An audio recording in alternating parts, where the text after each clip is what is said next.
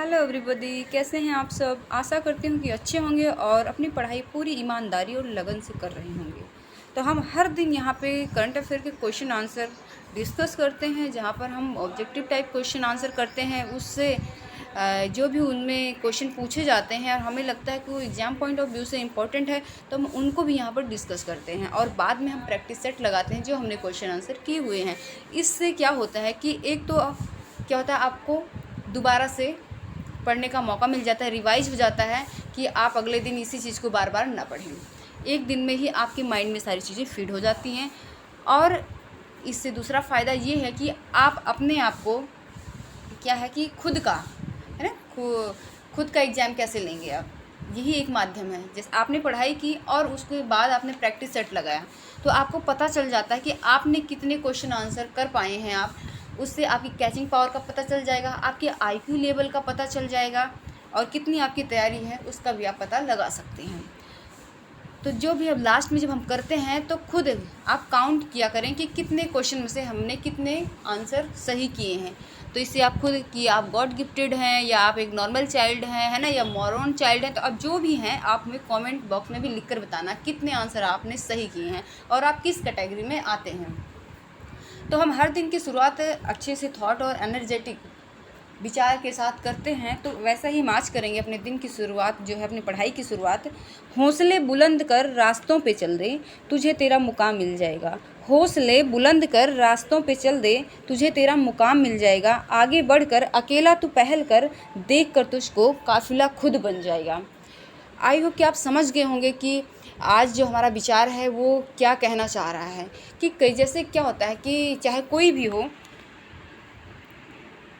और उसमें हम कई बार घबरा जाते हैं। जैसे कोई नया काम करने जाते हैं, चाहे वो हम तैयारी कर रहे हैं या कोई भी पढ़ाई कर रहे हैं और हमें स्ट्रीम जो चेंज करनी पड़ती है कि कौन सा सब्जेक्ट लें क्या नहीं, मतलब घबराहट सी होती है, पता नहीं इसमें मैं अच्छा कर पाऊँगा या नहीं कर पाऊँगा। बहुत सारी चीज़ें दिमाग में आती हैं और बहुत सारे लोग आपकी लाइफ में आएंगे ये कहने के लिए कि बहुत कंपटीशन है, करना मुश्किल है और शायद इसको ना करो तो बेटर है कुछ और कर लो।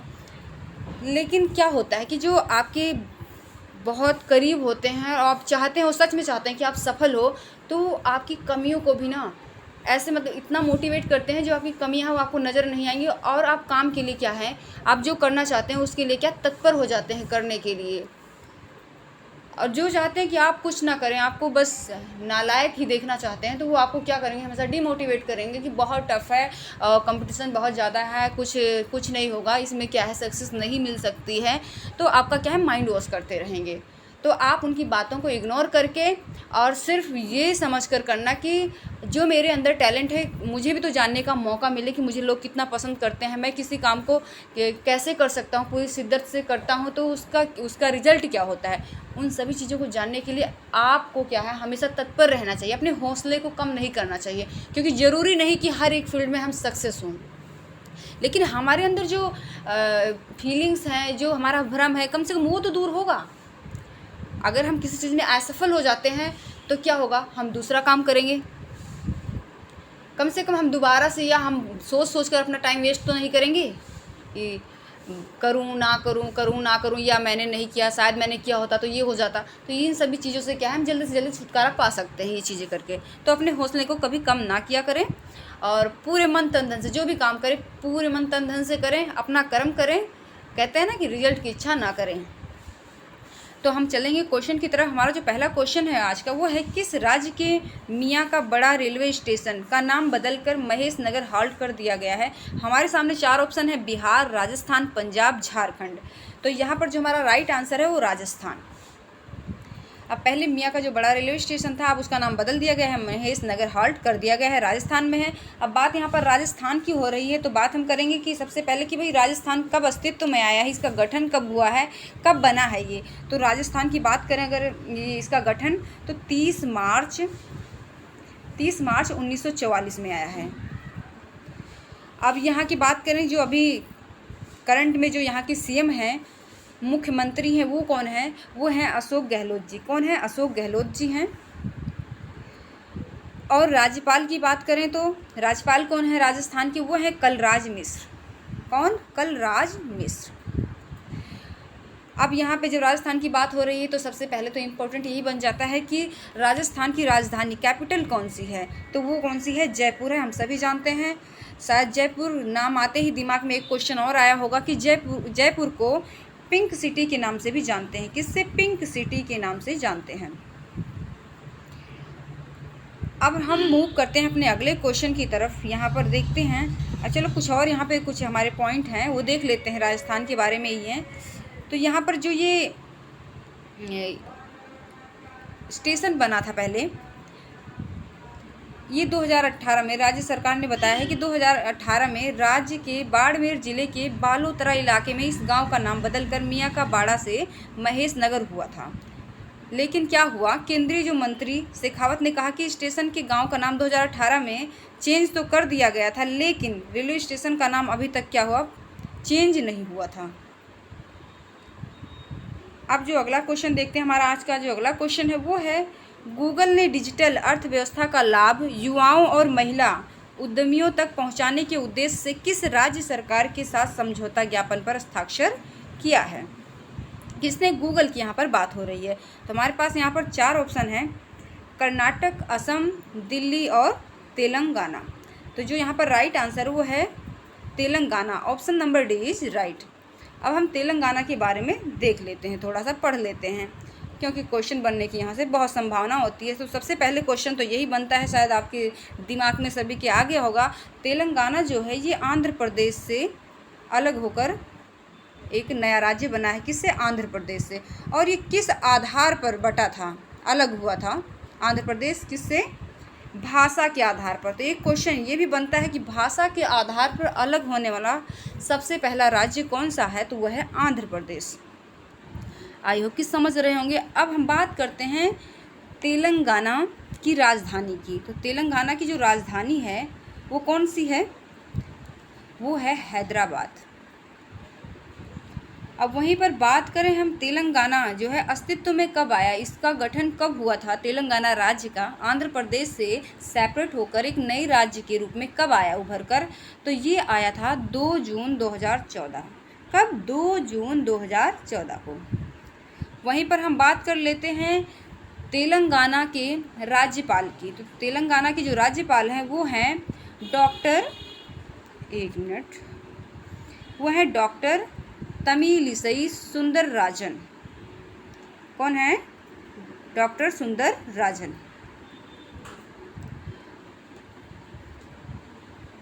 अब हम देख लेते हैं यहाँ पर कि ये जो समझौता है किस प्रकार का समझौता है। इस अवसर पर गूगल ने क्या किया कि 2019 में गाचीबौली में अधिग्रहित 7.3 एकड़ की साइट पर अपने ग्राउंड अप विकास के डिजाइन का भी अनावरण किया है। समझौता ज्ञापन के अनुसार गूगल युवाओं को, किसको? गूगल युवाओं को गूगल करियर प्रमाण पत्र छात्रवृत्ति प्रदान करने के लिए तेलंगाना सरकार के साथ सहयोग करेगा, ताकि उन्हें डिजिटल प्रतिभा की मांग के लिए नौकरी के लिए तैयार किया जा सके। तो बहुत अच्छी योजना है, बहुत अच्छी शुरुआत है ये। अपने आप में तेलंगाना सरकार के लिए गर्व की बात है कि ये ऐसी ऐसी स्कीम ला रहे हैं, मतलब इनकी जो विचार हैं बहुत ही अलग हैं। अब यहाँ पर अगर हम अगला क्वेश्चन देखें, हमारा जो अगला क्वेश्चन है वो है, अंतर्राष्ट्रीय अग्निशामक दिवस निम्न में से किस दिन मनाया जाता है। हमारे सामने 4 ऑप्शन हैं, 4 मई, 10 जनवरी, 12 मार्च और 25 मई। तो ये जो मनाया जाता है ये मनाया जाता है कब? 4 मई को। एक चीज़ और बता दूं कि जो अंतर्राष्ट्रीय अग्निशामक दिवस है ये 4 मई को मनाया जाता है, लेकिन अगर ये पूछता है नेशनल लेवल पर इंडिया में कब मनाया जाता है ये अग्निशामक दिवस, तो वो मनाया जाता है 14 अप्रैल को। ये अलग अलग क्वेश्चन है, क्योंकि बच्चे क्या होता है जब क्वेश्चन आते हैं कन्फ्यूज हो जाते हैं कि हमने तो 4 मई पढ़ा था, लेकिन क्वेश्चन के जो बीच में जो डिफरेंस है माइनर सा, उसको समझ नहीं पाते हैं। तो अगर अंतर्राष्ट्रीय लेवल पर पूछे तो 4 मई को, अगर इंडिया की बात कर रहा है अग्निशामक दिवस तो वो 14 अप्रैल को मनाया जाता है। अब ये मनाया क्यों जाता है अग्निशामक दिवस? जैसे कि नाम में अग्निशामक है ना, अग्निशामक मतलब अग्नि को क्या है, कंट्रोल करने के लिए, आग को। तो सबसे पहले बात करेंगे अंतर्राष्ट्रीय अग्निशामक दिवस की। इसका पर्पज़ ये है कि जो भी पर्यावरण के बचाव के लिए क्या है, या इसमें हम अवेयर करते हैं कि ज़्यादा मतलब कि आग वगैरह जैसे लग जाती हैं जहाँ पर, तो उसके लिए हमें सावधानियाँ क्या क्या बरतनी चाहिए। अब जो इंडिया में 14 अप्रैल को क्यों मनाया जाता है, इसके पीछे रीज़न है। रीज़न ये है कि एक बार 14 अप्रैल का दिन था 1944 में मुंबई में। कहाँ पर, एक मिनट में लिख देती हूँ। 14 अप्रैल 1944 में मुंबई के बंदरगाह पर माल ले जाने वाले जहाज़ पर अचानक क्या हुआ, आग लग गई। और उसमें क्या थे, बहुत सारे युद्ध उपकरण रखे हुए थे। अब उन युद्ध उपकरण को बचाने के लिए बहुत सारा सामान था, काफ़ी मतलब कहते हैं ना कि अगर जो किसी भी देश की जो पावर देखी जाती है, या तो उनकी जनता एजुकेशन को देखते हैं, या आपके पास युद्ध के मतलब उपकरण कितने हैं, तो उसमें बहुत सारे थे। अब उनके बचाव के लिए जो कार्यकर्ता होते हैं, अग्नि को बुझाने वाले, काम करने वाले, वो बुझाने के लिए पहुँचे वहाँ पर।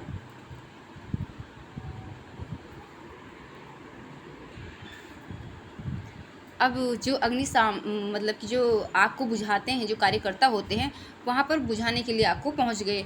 और माना जाता है कि वहाँ पर रिपोर्ट के जैसा कि जो रिपोर्ट है उसमें कम से कम जो है 66 लोगों की क्या हो गई थी, मृत्यु हो गई थी।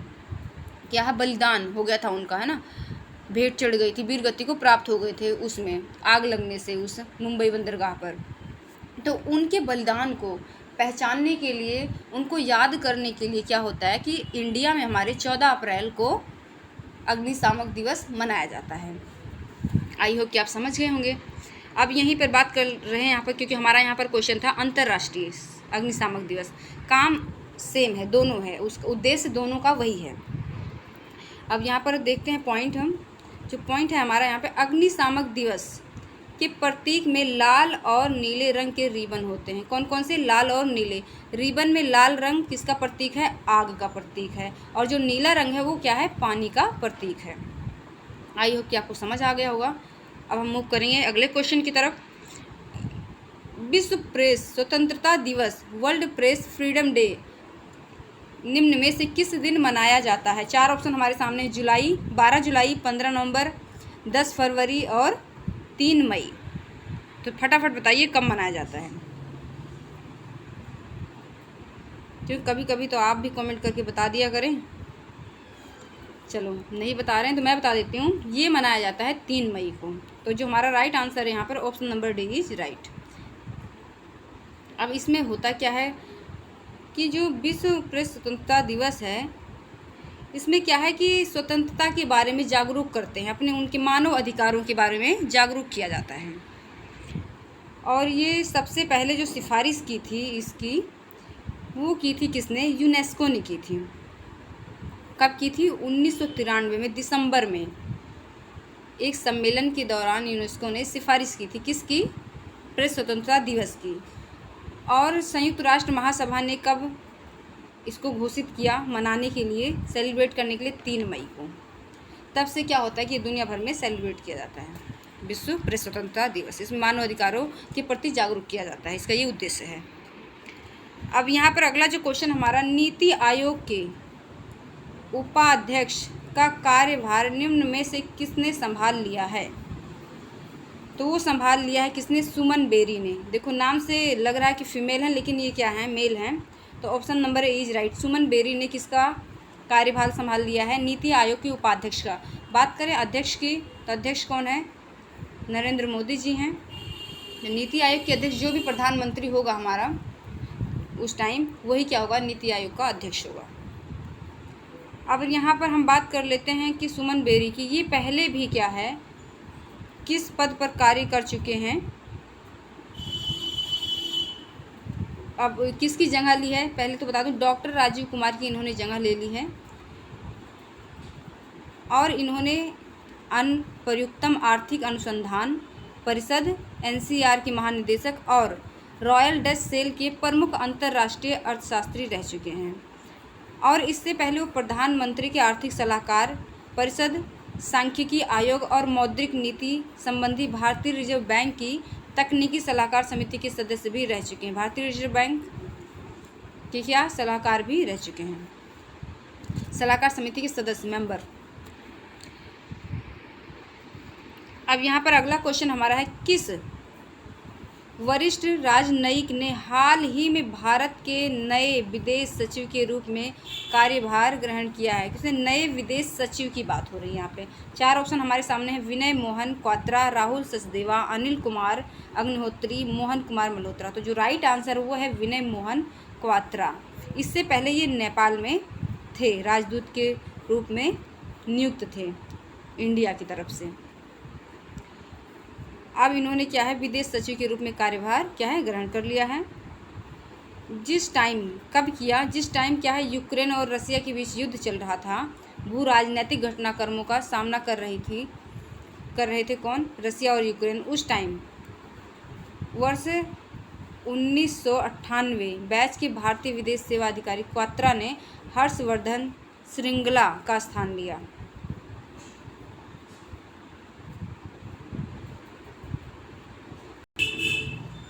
तो ये कौन से बैच के थे? ये 1998 बैच के भारतीय विदेश सेवा अधिकारी थे। अब इन्होंने स्थान किसका लिया है? पहले कौन था विदेश सचिव? पहले कौन थे? वो थे हर्षवर्धन जी। कौन? हर्षवर्धन श्रृंगला थे, इनका स्थान इन्होंने ले लिया है। मूव करेंगे नेक्स्ट क्वेश्चन की ओर। अगला क्वेश्चन हमारा है, विश्व बैंक, 1 मिनट क्वेश्चन लिख ले रहा है, नीचे करते हैं। विश्व बैंक ने भारत सरकार के मिशन कर्मयोगी सिविल सेवा क्षमता निर्माण के लिए राष्ट्रीय कार्यक्रम का समर्थन करने के लिए कितने मिलियन अमेरिकी डॉलर की परियोजना को मंजूरी दी है? यहाँ पर हमारे सामने 4 ऑप्शन है, 40 मिलियन अमेरिकी डॉलर, 47 मिलियन अमेरिकी डॉलर, 37 मिलियन अमेरिकी डॉलर और 27 मिलियन अमेरिकी डॉलर। तो जो हमारा यहाँ पर राइट है वो है 47 मिलियन अमेरिकी डॉलर, मतलब option number B is right.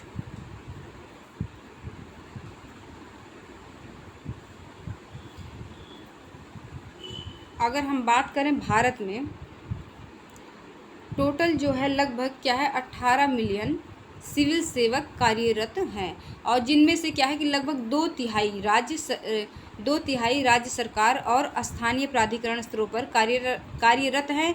Bank के वित्त पोषण का लक्ष्य लगभग 40 लाख सिविल सेवकों के कार्यात्मक और व्यवहारिक दक्षताओं को बढ़ाने के सरकार के उद्देश्य का समर्थन करना है।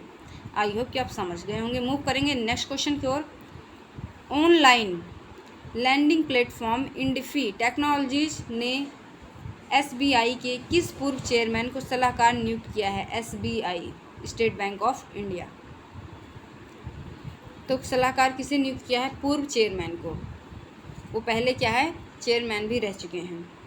आप यहाँ पर ऑप्शन देखो, आपके पास प्रदीप चौधरी, संजीव सिंह, रजनीश कुमार, दिनेश कुमार, खारा।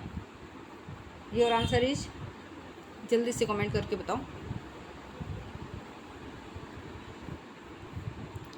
चलो मैं बता देती हूँ। तो ये है हमारा answer, option number C is right here, Rajnish Kumar, जो क्या है एसबीआई के पूर्व चेयरमैन भी रह चुके हैं। अब उन्हें सलाहकार के रूप में नियुक्त किया गया है।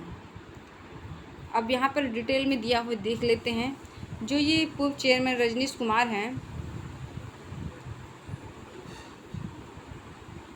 यह वर्तमान में HSBC Asia Pacific, L&T infotech, hero MotoCorp और भारत पे के बोर्ड में शामिल हैं। बतौर सलाहकार कुमार कंपनी की विकास रणनीति पर प्रबंधन के साथ जुड़ेंगे और वित्तीय सेवा क्षेत्र में क्या करेंगे, मार्गदर्शन करेंगे, भी सलाह देंगे। आई होप कि समझ गए होंगे। अब मूव करेंगे अगले क्वेश्चन की तरफ। यहाँ पर अब क्या हम प्रैक्टिस करने वाले, जितने क्वेश्चन अभी हमने किए हैं उन सब का क्या करें, हम एक प्रैक्टिस सेट लगाते हैं यहाँ पर और देखते हैं कि कितने क्वेश्चन हम सही कर पाते हैं। और सभी को ये करना है, कमेंट में लिखकर बताना है आपने कितने आंसर राइट किए हैं और आप किस कैटेगरी में आते हैं, किस प्रकार के बच्चे हैं या स्टूडेंट हैं, गॉड गिफ्टेड हैं, नॉर्मल हैं, मोरॉन चाइल्ड हैं, आप कमेंट करके बताएंगे खुद। अब यहाँ पे क्वेश्चन हमारा पहला है, नीति आयोग के उपाध्यक्ष का कार्यभार किसने संभाल लिया है? वो सुमन बेरी ने।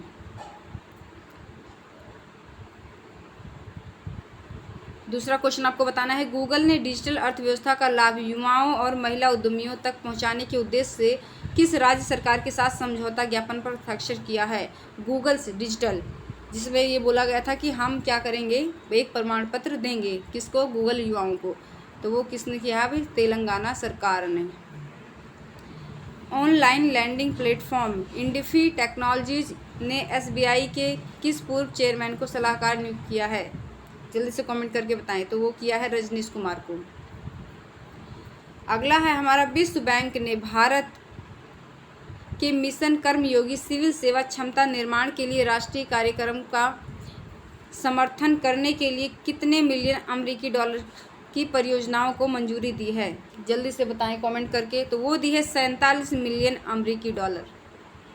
अगला है हमारा, अंतर्राष्ट्रीय अग्निशामक दिवस या इंटरनेशनल फायर फाइटर्स डे किस दिन मनाया जाता है? जल्दी से बताएं, क्योंकि हमने अभी डिटेल में पढ़ा था कि हमारे इंडिया में कब मनाया जाता है। वो भी कमेंट करके बताएं कौन सी डेट को मनाया जाता है और इसका उद्देश्य क्या है मनाए जाने का, और उसी दिन ही क्यों मनाया जाता है। वो सारी चीज़ें हमें लिख कर कॉमेंट में बता दें आप फटाफट। तो ये मनाया जाता है 4 मई को इंटरनेशनल। आपको बताना है कि हमारे इंडिया में कब मनाया जाता है। अगला हमारा क्वेश्चन यहाँ पर, विश्व प्रेस स्वतंत्रता दिवस वर्ल्ड प्रेस फ्रीडम डे किस दिन मनाया जाता है? जल्दी से बताएं। तो ये मनाया जाता है 3 मई को। अगला क्वेश्चन है हमारा, किस राज्य के मियाँ का बड़ा रेलवे स्टेशन का नाम बदलकर महेश नगर हाल्ट कर दिया गया है? तो वो कर दिया गया किसे, कहाँ पर है ये स्टेशन? राजस्थान में। क्वेश्चन हमारा अगला है, किस वरिष्ठ राजनयिक ने हाल ही में भारत के नए विदेश सचिव के रूप में कार्यभार ग्रहण किया है? वो किया है विनय मोहन क्वात्रा। आपको ये बताना है इससे पहले ये कौन से पद पर काम कर रहे थे, कार्यरत थे इससे पहले, विदेश सचिव कार्यभार संभालने से पहले, क्योंकि हमने अभी ऊपर ये क्वेश्चन किया है। तो आपको कमेंट करके बताना है, हमें चेक करना है आपके IQ लेवल को। तो ये था हमारा आज का लास्ट क्वेश्चन। आई होप कि आपको अच्छा लग रहा होगा, क्योंकि आप देख रहे हैं कि हम पहले क्वेश्चन को डिटेल में करते हैं, बाद में क्या है रिवीजन करते हैं, प्रैक्टिस लगा लेते हैं, जिससे कि सारी की सारी चीज़ें क्या होती हैं हमारे माइंड में फीड हो जाती हैं और हमें दोबारा पढ़ने की शायद ज़रूरत ना पड़े। जब हमारे सामने ऑप्शन आएंगे तो हम इजीली क्या है इसको कर पाएंगे। तो बस इन्हीं शब्दों के साथ विदा लूँगी। बाय बाय, टेक केयर, धन्यवाद।